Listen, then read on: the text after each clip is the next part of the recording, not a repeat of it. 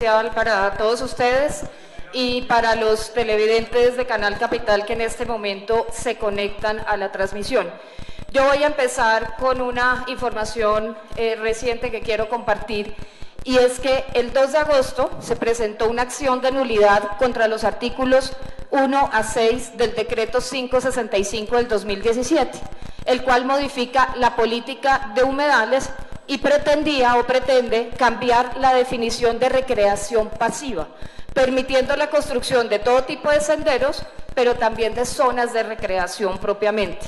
Por supuesto, en contravía de la Constitución y la normatividad ambiental en nuestro país, que busca proteger ecosistemas como los humedales, pero también en contra de la participación ciudadana que tiene derecho a decidir qué hacer con esos espacios.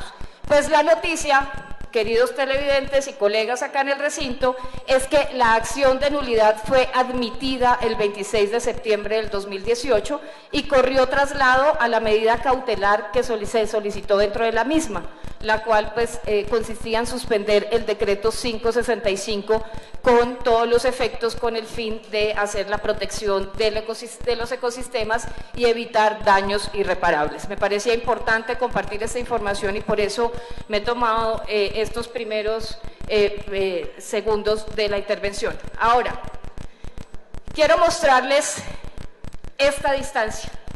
Esta información, doctor Escobar, la encontramos en el cuarto de datos. El cuarto de datos es un poco difícil, digamos, no hay una ruta clara para la información, pero la encontramos. Vete hasta allá. Esta distancia que nos marca aquí es de 4.29 metros. En la estación Nariño-Santander, a esta distancia va a estar la estación de las casas de la gente, a esta distancia del viaducto. Ahí lo pueden ustedes ver, es información enviada por ustedes mismos. Es una cosa absolutamente impactante, de lo cual yo estoy segura que la ciudadanía no tiene conocimiento, por lo menos la gente de ese sector que además estuvimos visitando no tiene conocimiento.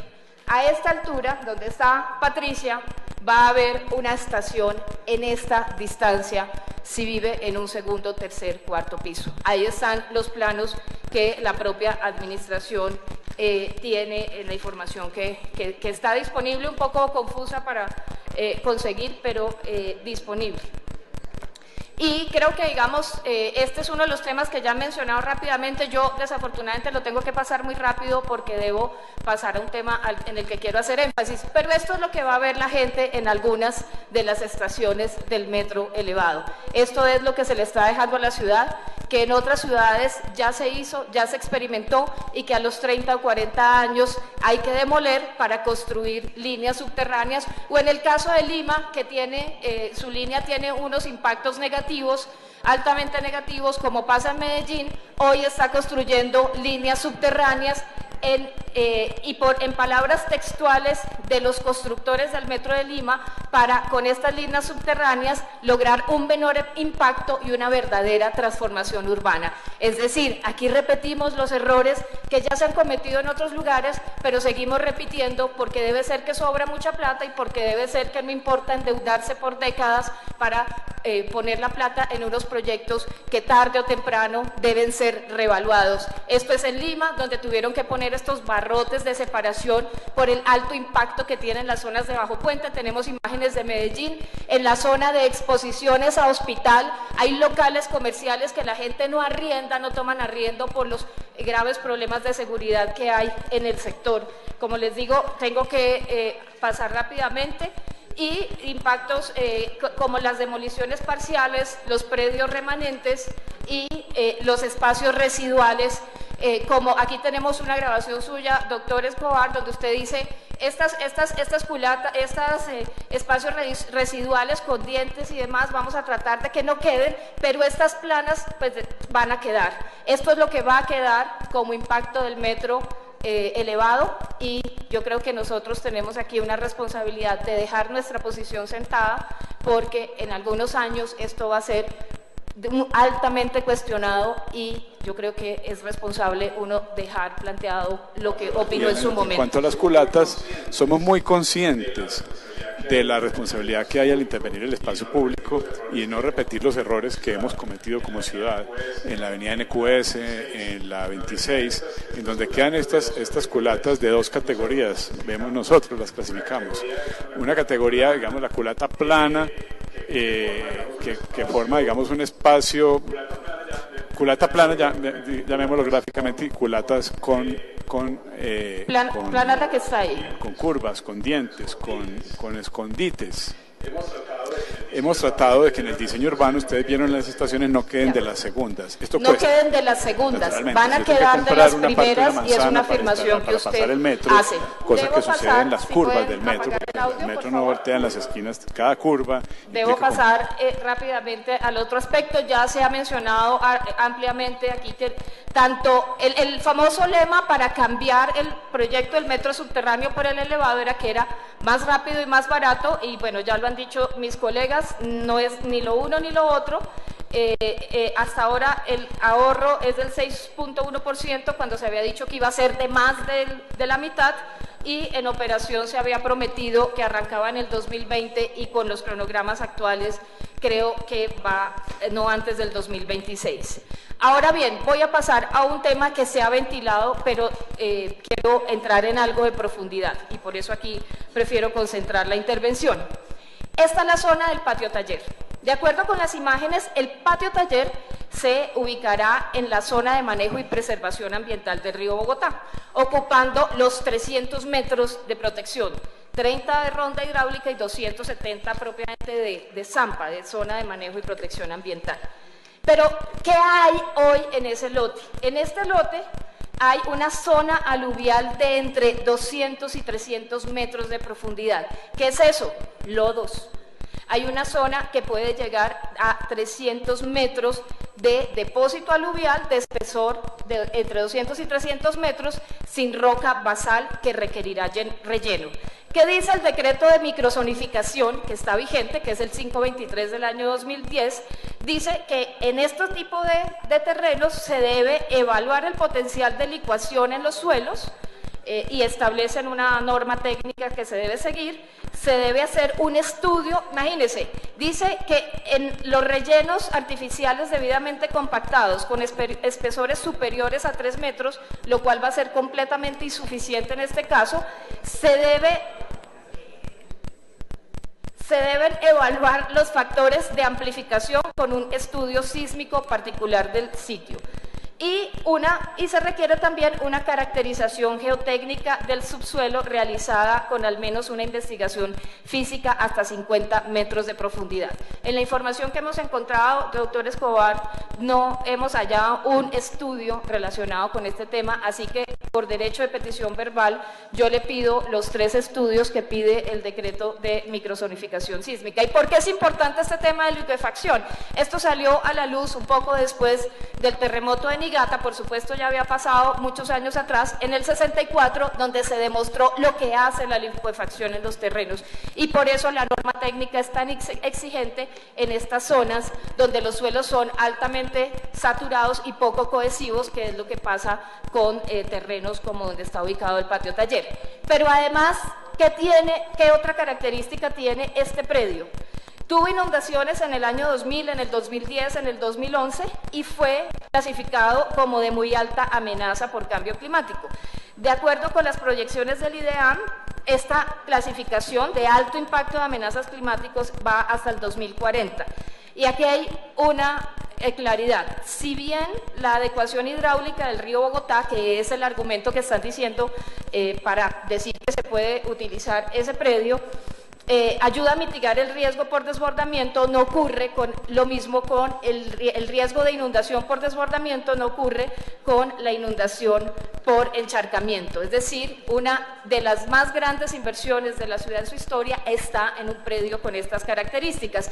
Y aquí están los mapas de riesgo, y vean cómo se han ido reduciendo estos mapas, porque a través de resoluciones, de cambio en los planos, se ha ido cambiando la consideración de las amenazas de riesgo en estas zonas, que son donde ha habido riesgo alto y medio en Bosa, Engativá, Kennedy y Fontibón.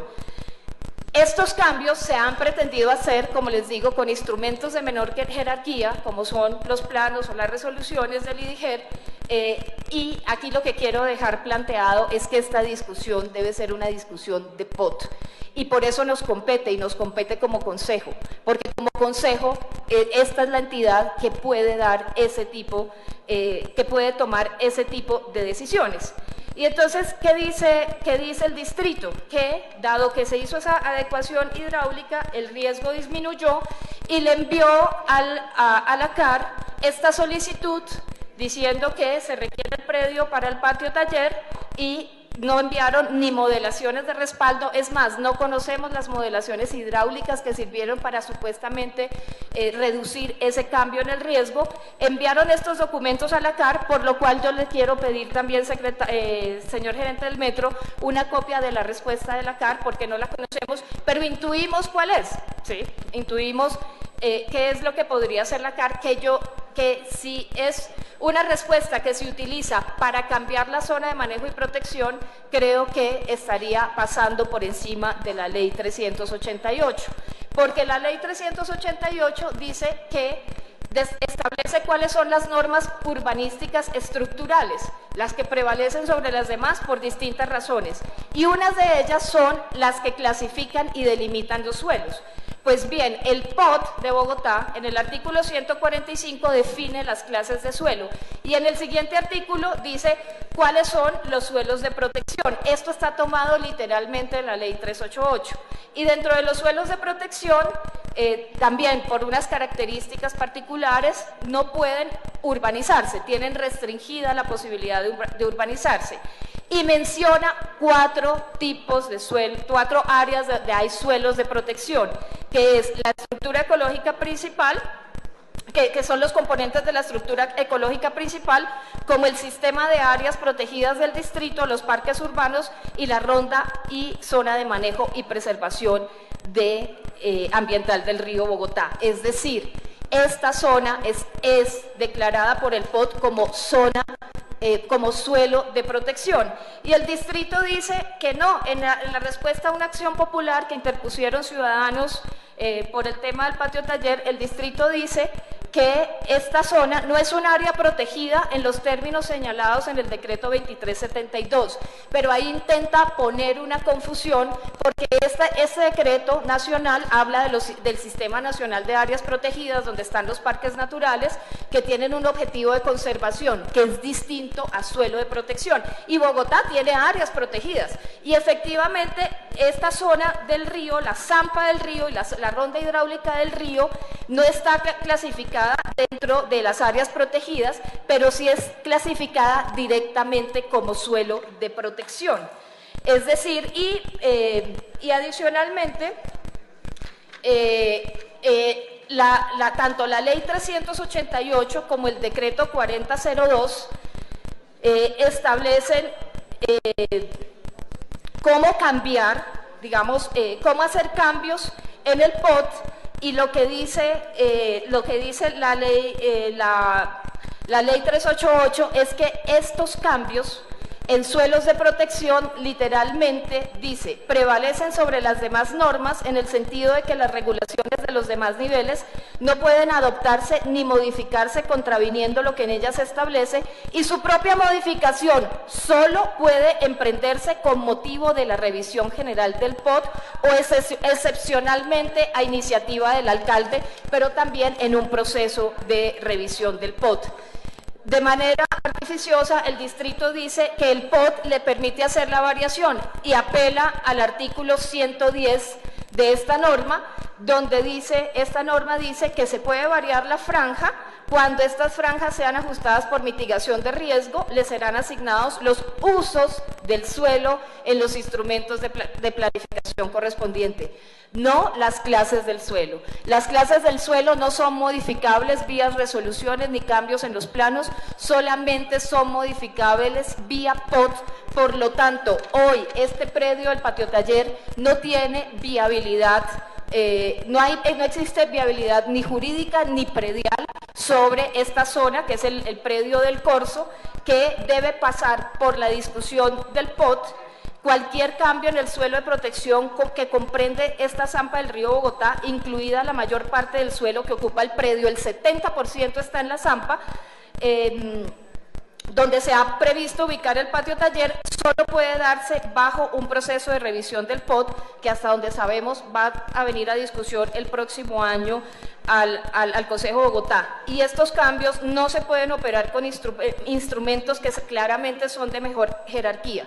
Así pues, yo creo que bajo esta perspectiva, la viabilidad del patio taller, que tampoco tiene estudios, dependerá de una discusión del plan de ordenamiento territorial en el Consejo de Bogotá, y no se puede realizar vía de resoluciones por unos funcionarios en el IDIGER o en la CAR. Muchas gracias.